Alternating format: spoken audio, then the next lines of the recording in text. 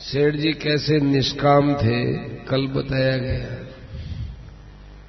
निष्कामता की हद है। देखो, भगवान भी मिले और आपसे कहें कि वरदान मांगो, तो भगवान को वापिस जवाब देना चाहिए कि आपको क्या चाहिए, आप मांगो हमसे, हम क्यों मांगे। क्योंकि संसार में सबसे बड़ी चीज आप है, आपसे बड़ी कोई चीज है नहीं। आप हमको मिल गए तो आपके मिलने से हम भी बड़े हो गए। अब आपको क्या चाहिए, मांगो, ऐसी बात है।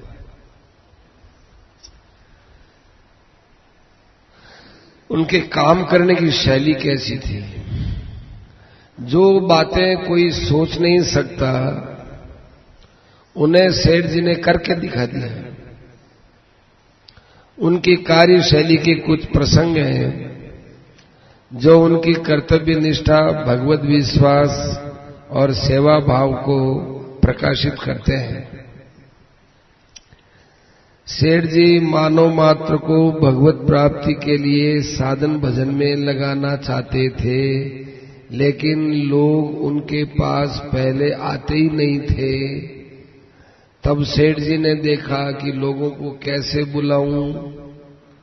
तब सेठ जी ताश का अद्भुत खेल दिखाकर 2-4 को इकट्ठा कर लिए और फिर सत्संग की बातें छेड़ दी।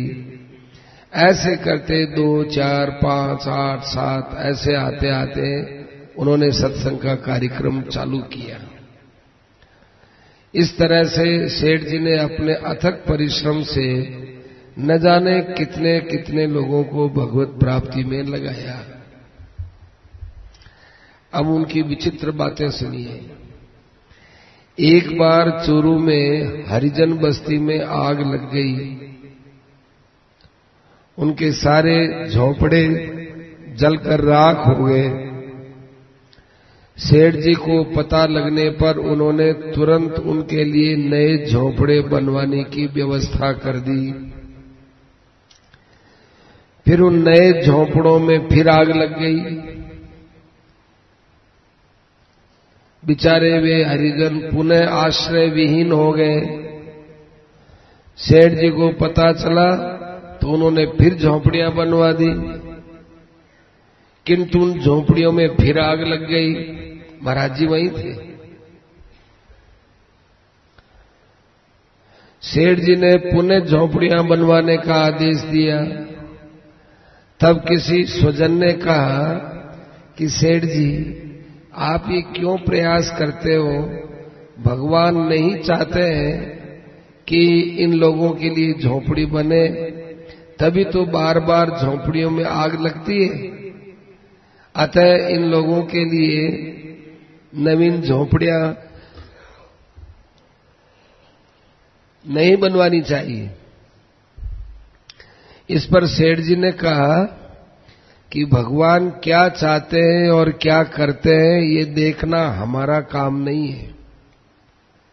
हमारा कर्तव्य यह है कि अपनी दृष्टि ठीक लक्ष्य पर रहे एवं जो संकटग्रस्त हो उनकी यथाशक्ति उत्साहपूर्वक सहायता करे।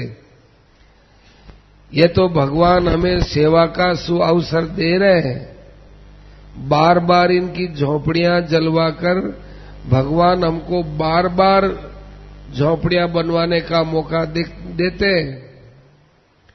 फिर सेठ जी ने वहां 1 सप्ताह तक कीर्तन करवाया, फिर झोंपड़ियों में आग लगना बंद हो गया। ऐसे ही सेठ जी बांकुड़ा में रहते थे। एक बार वहां भीषण अकाल पड़ गया। सेठ जी ने 21 सेवा केंद्र खोले। कोई आए, 2 घंटा कीर्तन करके और निश्चित मात्रा में अन्न ले जाओ। इसमें काफी धन आने लग गया। एक दिन उनके छोटे भाई ने पूछा, सेठ जी के छोटे भाई ने, भाई जी ये काम कब तक चलेगा। वो काफी धन लगने लग गया, आने नहीं, काफी धन लगने लगा उसमें कि ये कब तक चलाओगे, अपना तो धन खत्म हो जाएगा। सेठ जी ने उत्तर दिया, जब तक हम लोग इन मांगने वालों की स्थिति में न आ जाएं, तब तक हमको ये काम करना है। ये मांगने वाले की जगह हम भी मांगने बैठ जाएं। फिर अकाल समाप्त हो गया। अकाल समाप्त होने के बाद 6 महीने में समाप्त हो गया, कार्य चलता रहा। स्थानीय लोगों ने फिर एक अभिनंदन समारोह किया कि सेठ जी का अभिनंदन करेंगे, सेठ जी ने कितना बड़ा काम किया। सब वक्ताओं के बोलने के बाद सेठ जी ने कहा, हमने तो आपसे अर्जित धन भी पूरा आपकी सेवा में नहीं लगाया। हम राजस्थान से आए और आपके बंगाल में हमने धन कमाया, वो धन भी हमने पूरा नहीं लगाया। जितना हमने यहां धन कमाया वो पूरा लगा देते, और उसके बाद यदि हम मारवाड़ से और धन लाते और आपकी सेवा में लगाते तो आप कह सकते थे कि आपने कुछ किया है। हमने तो आपकी चीज भी पूरी आपको नहीं दी है। इतना सेठ जी का भाव था। तीसरी बात, 2 भाइयों की पंचायती में सेठ जी ने बंटवारा किया और तो सब ठीक था, एक अंगूठी पर मामला अटक गया। दोनों ने कहा कि अंगूठी हम लेंगे। जब एक चीज पर 2 आदमी हक लगाने लग जाए तब उसका बंटवारा कैसे करें। वो कहे ये तो मैं नहीं छोड़ूंगा, ये तो मैं लूंगा। उसने कहा मैं लूंगा। सेठ जी ने कहा कि अंगूठी मेरे पास रहने दो, मैं विचार करूंगा कि किस प्रकार से अंगूठी का निर्णय करना है, मैं विचार करूंगा। ऐसा करके सेठ जी ने सुनार को बुला करके वैसी की वैसी अंगूठी बना दी और एक भाई को बुलाकर कहा कि ये लो अंगूठी, पर दूसरे भाई को कहना नहीं कि अंगूठी देख मेरे को मिल गई, मैंने लेके ली, ऐसे अपनी शेखी मत बताना। इसी प्रकार दूसरे को भी बुलाया कि ले अंगूठी तेरे को देता हूं, पर तू उसको मत बताना, खबर ही मत देना। कि दोनों ने किसी को कुछ नहीं कहा, दोनों को अंगूठी मिल गई। बहुत दिनों के बाद एक समारोह के अंदर दोनों भाई थे और वही अंगूठी पहन रखी थी। तो एक एक भाई ने एक एक से पूछा, ये अंगूठी कि ये अंगूठी। तब ये दोनों भाई सेठ जी के पास आए और सेठ जी से कहा, सेठ जी लड़ाई तो हमारी थी, आप अंगूठी के लिए एक नई अंगूठी क्यों बनाई। तो सेठ जी ने कहा कि मेरी एक अंगूठी से यदि आपकी लड़ाई मिटती है तो वो भगवत प्राप्ति के अंदर सहायता करने वाली बात है। यदि केवल एक अंगूठी के पीछे आप लड़ते रहते तो आपका भगवत प्राप्ति के अंदर बहुत बड़ा नुकसान होता। एक बार सेठ जी ने किसी को काफी फटकार दिया। सेठ जी के छोटे भाई हरिकिशन दास जी थे, उन्होंने कहा आज आपने उसको काफी फटकारा, ऐसा नहीं फटकारना चाहिए, उसका अहित हो जाएगा। सेठ जी ने कहा, हरिकिशन सुन, मेरे द्वारा किसी का अहित हो ही नहीं सकता। चूरू में अकाल के समय सेठ जी ने सस्ता बाजरा बेचने का कार्य किया। 4 व्यापारी जिनकी बिक्री में हर्जा पड़ता था, सेठ जी के बारे में बहुत अपशब्द कहे। उन्होंने कहा कि वही अकाल पड़ा है, बाजरे को महंगा करेंगे। सेठ जी ने महंगा नहीं होने दिया, तो वो सेठ जी के बारे में बहुत अपशब्द कहे। एक बार सेठ जी से मिलने के लिए चूरू का कलेक्टर, एसपी एवं जिला जज आदि आए। उस समय सेठ जी भोजन कर रहे थे।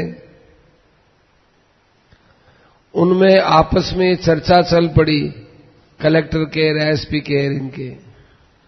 कलेक्टर ने कहा, एसपी साहब, जो व्यापारी सेठ जी के लिए अनसंट बोलते हैं उनको पकड़कर अंदर कर दो। वहीं जज बैठा हुआ था। जज ने कहा, बिल्कुल ठीक बात है, मैं 10 दिन तक उनकी जमानत नहीं होने दूंगा। सेठ जी बेचारे भोजन कर रहे उस समय। भोजन करके रहे तो सेठ जी ने पूछा कि बोलो, आप लोग कैसे कृपा किए, कैसे आए, और आपके यहां क्या चर्चा हो रही है? उन लोगों ने कहा कि जो व्यापारी आपके विरोध में अपशब्द बोलते हैं, हम उनको जेल में डाल देंगे। सेठ जी ने उत्तर दिया कि आप लोगों को जो ये अधिकार दिया है, ये लोगों को तंग करने के लिए थोड़ा ही दिया है। व्यापारी ने जो कुछ कहा है, मेरे उससे कोई फर्क नहीं पड़ता। मैं आपके पास आकर शिकायत करूं और उनको जेल में डालने के लिए कहूं, तब आप करो, तब तो कोई बात है। मेरे इनसे कोई असर ही नहीं पड़ता, कोई फर्क नहीं पड़ता। उन लोगों के मन में बड़ा आश्चर्य हुआ। सेठ जी कहीं भी जाते थे तो बिना जानकारी के जल भी नहीं पीते थे। एक बार सेठ जी किसी के घर गए, देखो तमाशे की बात। सेठ जी घर गए, प्यास तो लग रही थी।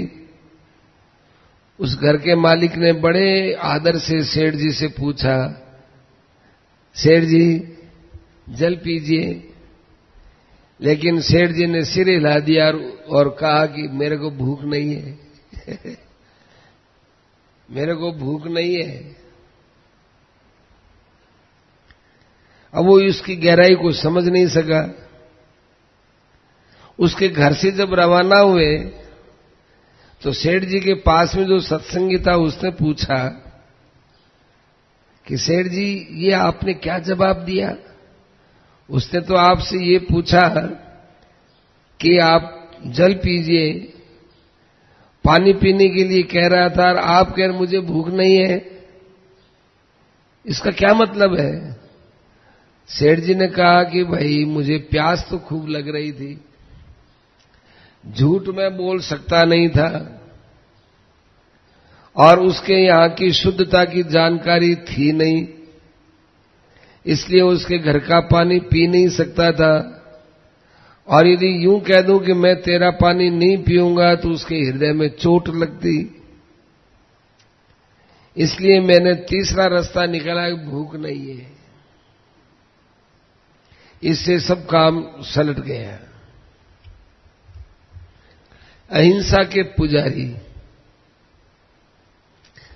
सेठ जी परम भागवत थे, फिर उन्हें जीव हिंसा कैसे सहन होती?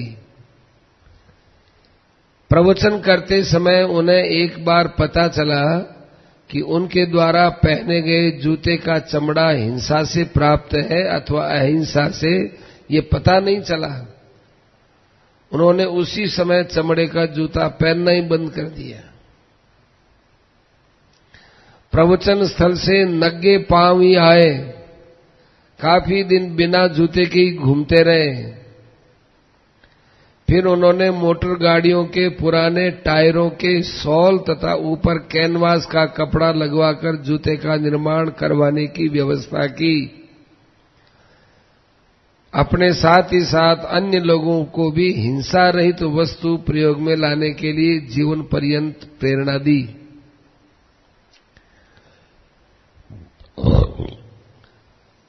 महिलाओं के सौभाग्यवती होने का एक लक्षण उनके द्वारा पहनी गई चूड़ियां होती हैं। उन दिनों चूड़ियां हिंसा से प्राप्त लाख से बनती थी। सेठ जी ने अपने सत्संगियों को समझाकर घरों में लाख के बदले कांच की चूड़ियां पहनने का प्रचलन करवाया।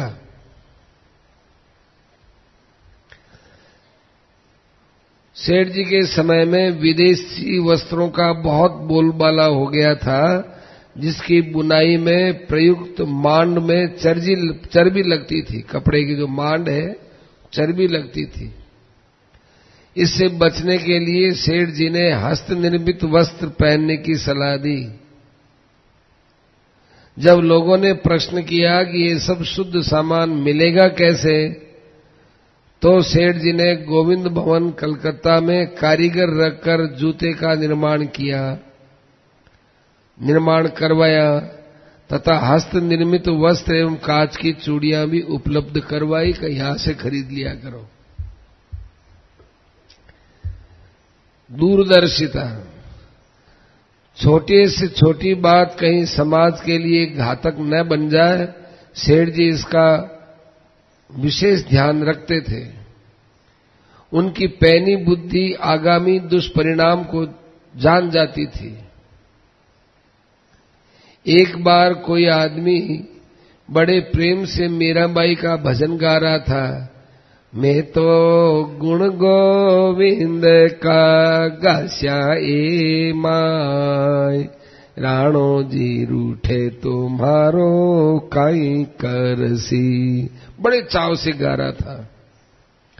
आवाज सुनते ही सेठ जी ने आदमी भेजकर इस भजन को गाने से रुकवा दिया। कह दिया कि नहीं, बंद करो। लोग अचंभे में पड़ गए कि सेठ जी को मीराबाई का भजन अच्छा नहीं लगा। ये कोई सिनेमा का गाना थोड़ा ही है, ये कोई मनोरंजन का साधन थोड़ा ही है। ये तो बहुत बड़ी भक्त मीराबाई, उसका भजन, और सेठ जी ने रुकवा दिया। तो सबके मनोभाव को जान करके सेठ जी ने लोगों को बताया कि देखो, आजकल की स्त्रियां मीरा तो बनेंगी नहीं, और ये भजन सुनकर के घर वालों की अवेलना अवश्य चालू कर देंगी कि राणो जी रूठे तो मारो काई करसी। इससे समाज में उच्छृंखलता बढ़ेगी। वो तो मीराबाई का और भगवान का आपस का भाव है। पहले मीराबाई बनो फिर ऐसा गाओ। कितनी बड़ी सूझ थी उनकी। एक बार एक बहुत विशिष्ट आदमी परलोक चला गया, मर गया। उसके शुभ चिंतक लोग उसका स्मारक बनवाना चाहते थे। तो सेठ जी ने अपने सत्संग में लोगों को बताया कि जो लोग दूसरे का स्मारक बनवाना चाहते हैं, एक प्रकार से उनके मन में अपना भी स्मारक बनवाने की इच्छा रहती है। यह सुनकर के वो आदमी सकपका गया। उसने विचार किया कि भाई, यदि मैं स्मारक बनाऊंगा तो मेरे अंदर स्मारक बनवाने की इच्छा हो जाएगी। सेठ जी किसी व्यक्ति के स्मारक या पूजा अर्चा के विरुद्ध थे। सेठ जी को यही अच्छा लगता था कि मनुष्य ईश्वर का पूजक बने, उनकी भक्ति करे।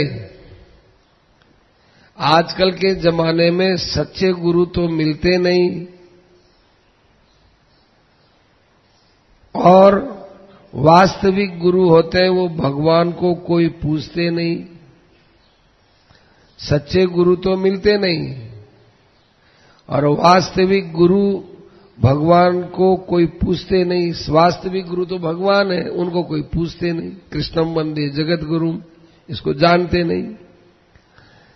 सेठ जी ने कहा कि इस प्रकार की एक परंपरा है, ये परंपरा अच्छी नहीं है। सेठ जी ने एक बार कहा कि मैं दूसरों के मरने पर यदि स्मारक बनवाना चाहता हूं, इसका अर्थ तो यह है कि मैं भी अपने मरने पर स्मारक बनवाना चाहता हूं। मेरे मरने पर कोई स्मारक बनाना चाहेगा तो मैं तो उसे अनुयायी नहीं मानता। आज्ञा पालन। सेठ जी का आज्ञा पालन अद्वितीय था। समाज के सजग प्रहरी से कोई भूल हो जाए कैसे संभव है? समस्त लोगों के हित के लिए जिसका जन्म हो उसकी क्रिया में कोई कमी रहे कैसे संभव है? उनके बचपन की 2 घटनाएं बताई जाती हैं।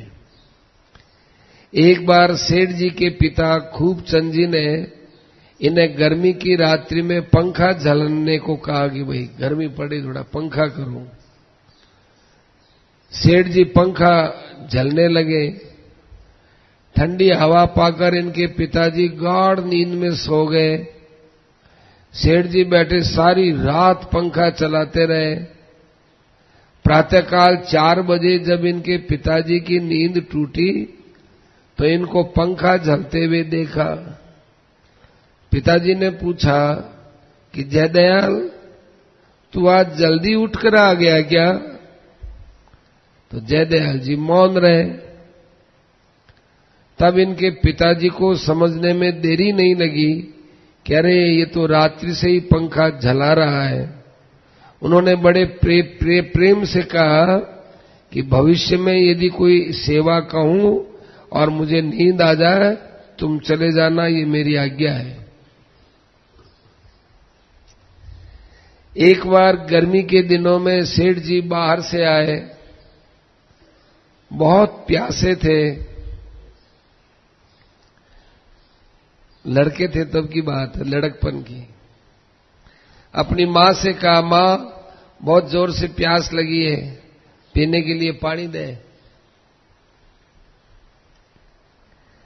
मां पानी लाने के लिए घर के अंदर गई और वो बैठकर अपनी थकान मिटा रहे थे। दूसरे कमरे से पिताजी आए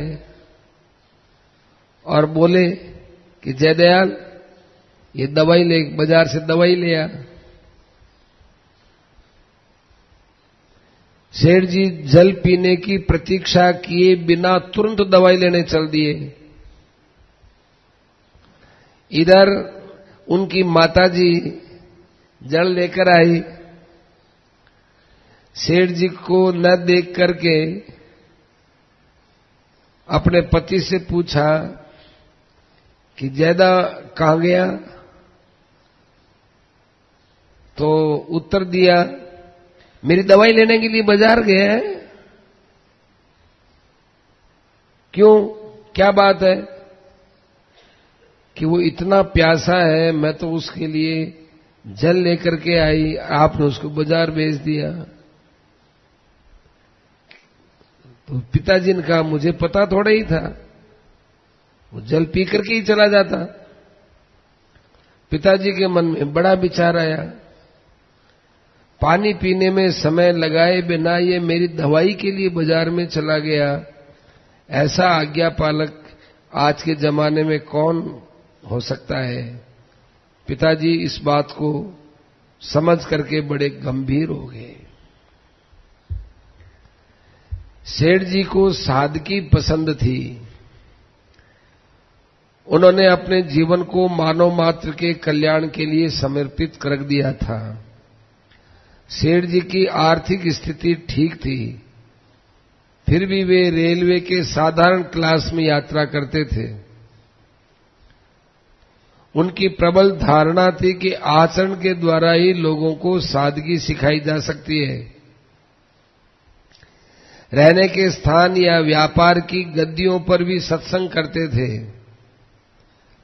आजकल प्रवचनकर्ता के लिए बहुत मूल्यवान स्टेज होनी चाहिए,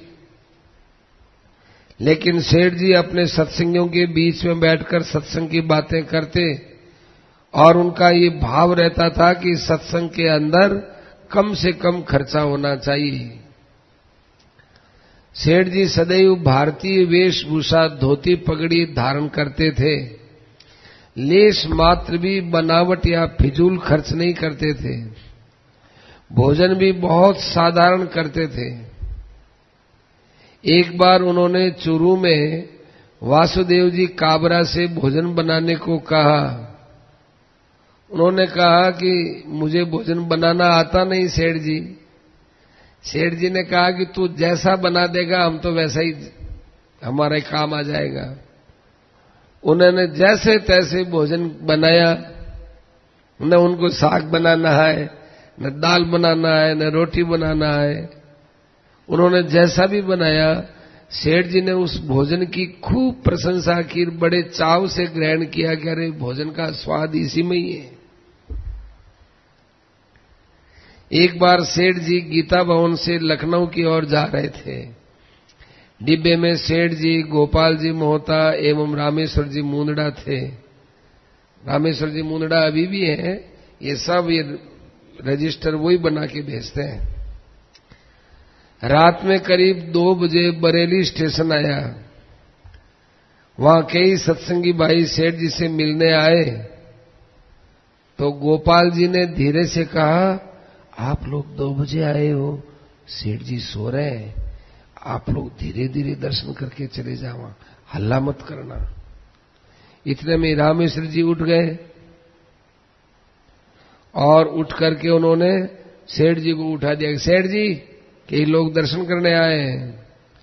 बाद में सेठ जी ने कहा कि रामेश्वर, तूने मुझे उठा दिया, बहुत अच्छा किया। ये लोग रात्रि में मेरे से मिलने आए और मैं यहां सोता रहूं। यदि यह नहीं उठाता तो बाद में मुझे मालूम पड़ता तो मुझे पत्र लिखकर इनसे कई बार माफी मांगनी पड़ती। मैं आपसे माफी मांगता हूं। सेठ जी जब चक्रधरपुर रहते थे तो कई बार पूर्व निर्धारित कार्यक्रम के अनुसार रात की गाड़ी से वे खड़गपुर आ जाया करते थे तथा कलकत्ता से कई लोग खड़गपुर आया जाया करते थे। वहां स्टेशन के पास घोड़ों का एक अस्तबल था। घोड़ों के रहने की जगह गंदी सी, सूगली सी। वहां दरी बिछाकर बैठ जाते और रात भर सत्संग चलती। सुबह गाड़ी आती और चले जाते। सत्संगी भाइयों को बड़ा आश्चर्य होता, इतनी ज्ञान की मर्म की बातें करने वाले सेठ जी और एक घोड़ों के अस्तबल में वहां दरी बिछाकर बैठ करके उपदेश दे देते हैं। कितनी विचित्र बात है। सेठ जी कभी किसी को मिलने के लिए मना नहीं करते थे, दिन हो या रात, स्वस्थ हो या अस्वस्थ। एक बार वे भिवानी गए। वहां तेज बुखार लगभग 103 डिग्री का हो गया। एक ब्राह्मण मिलने के लिए आया। कमरे के बाहर परमानंद जी खड़े थे। उन्होंने कहा कि आज सेठ जी के बहुत तेज बुखार है, आप सुबह मिलने के लिए आ जाना। सेठ जी के कान में ये बात पड़ी। उन्होंने कहा, नहीं नहीं, बुलाओ बुलाओ, जो मिलने के लिए आया उसको बुलाओ। उसी समय बुलाया और बड़ा संतोष करवाया। सेठ जी के आंख का ऑपरेशन हुआ था। डॉक्टरों ने बोलने के लिए मना किया। उनके पास किसी को जाने भी नहीं दिया गया। पहरे पर हरदत्त राय जी थे। एक आदमी 2-3 दिन से चेष्टा कर रहा था। एक दिन मौका मिल गया। उसने सेठ जी से कहा कि मैं कई दिन से आपसे मिलना चाहता हूं, लोग मुझे आने नहीं देते हैं। उन्होंने हरदत्त राय जी को बुलाकर फटकारा और कान पकड़कर उठ बैठ करवाई कि मना क्यों किया। एक बार सेठ जी जगन्नाथपुरी गए। वहां एक धर्मशाला में कमरे के लिए पूछा। प्रबंधक ने कहा, कमरा खाली नहीं है। सेठ जी वापस चले गए। किसी ने पहचान लिया, अरे ये गीता प्रेस के सेठ जयदयाल जी गोविंद का है। ओहो, तो मुझे तो पता ही नहीं, ये गीता प्रेस के अध्यक्ष हैं। वो प्रबंधक दौड़ा दौड़ाया, कहने साहब मुझे मालूम नहीं था, आप जयदयाल जी गोविंद का हो, पधारो, कमरा खाली है। वो माफी मांगने लगा। सेठ जी ने कहा कि गीता प्रेस के काम के लिए मैं गीता प्रेस का अध्यक्ष हूं। यहां तो मैं बांकुड़ा से आया हुआ एक साधारण आदमी जयदयाल गोविंद का हूं। आपने मुझे मना कर दिया, इसलिए अब मैं वहां नहीं जा सकता। उन्होंने गीता प्रेस के नाम के कारण मिलने वाला कमरा स्वीकार नहीं किया। गुणग्राही, सेठ जी सदैव गुणग्राही थे। किसी में कोई गुण होता उसको स्वीकार करते। शास्त्रों की मर्यादा बनी रहे और तब के वातावरण और आज के वातावरण को ध्यान में रखते हुए शास्त्रों के भी प्रसंग जिसमें आज के युग के अनुसार कोई बात अप्रासंगिक लगती उसे गीता प्रेस से प्रकाशित नहीं करवाते थे। शास्त्रों की जो बात उनके मत से विपरीत पड़ती थी उसका भी खुला विरोध नहीं करते। मुझे नहीं जचती बस इतना कह देते, मेरे समझ में नहीं आता ऐसी बात कह देते। केवल गुणों को ही लेना चाहिए, यही उनका सिद्धांत था। सेठ जी शास्त्रों का सम्मान करते थे। बिना शास्त्राज्ञा की कोई कार्य अच्छा नहीं लगता था। संध्या करना सेठ जी का कठोर व्रत था। बिना संध्या के उन्हें चैन नहीं पड़ता था। रुग्णावस्था में और मृत्यु के दिनों में भी सेठ जी संध्या करते थे। जब शरीर में उठने की शक्ति नहीं रही तो अंगुलियों के पर्व पर ही गायत्री मंत्र का जाप कर लेते थे। एक बार गोविंद भवन कलकत्ता में एक बहुत धनी आदमी ने रामचरितमानस का पारायण करवाया। बिना शास्त्राज्ञा के उसने प्रत्येक चौपाई पर एक तुलसी पत्र इष्ट देव पर चढ़ाना चालू कर दिया तथा अपने परिचित विभिन्न प्रतिष्ठित लोगों को बुलाकर उनसे भी चढ़वाना चालू करवाया। सभी लोग आते, तुलसी पत्र चढ़ाते और उस व्यक्ति की प्रशंसा करते। इस कार्य में बड़े बड़े विद्वान और संत महात्मा भी लग जाते थे। संयोग से सेठ जी गोविंद भवन कलकत्ता आए। इनको आया देखकर उस व्यक्ति ने इनसे भी कहा, सेठ जी आप भी तुलसी पत्र चढ़ाओ। सेठ जी गए लेकिन एक भी तुलसी पत्र नहीं चढ़ाया। उस व्यक्ति ने बार बार अनुरोध किया तो तुलसी पत्र चढ़ाना तो दूर, उससे सेठ जी ने पूछ भी लिया कि इस तरह का विधान कहीं शास्त्र में आया है क्या? एक चौपाई पढ़ो तुलसी डालो, एक चौपाई पढ़ो तुलसी डालो। यह गोविंद भवन है, इसकी जवाबदेही मेरे पर है। शास्त्र विरुद्ध आयोजन कभी नहीं करना चाहिए। तुलसी पत्र से सालग्राम जी आदि की अर्चा होती है, अतएव आप अशास्त्रीय कार्य नहीं कर सकते। ऐसी बात थी।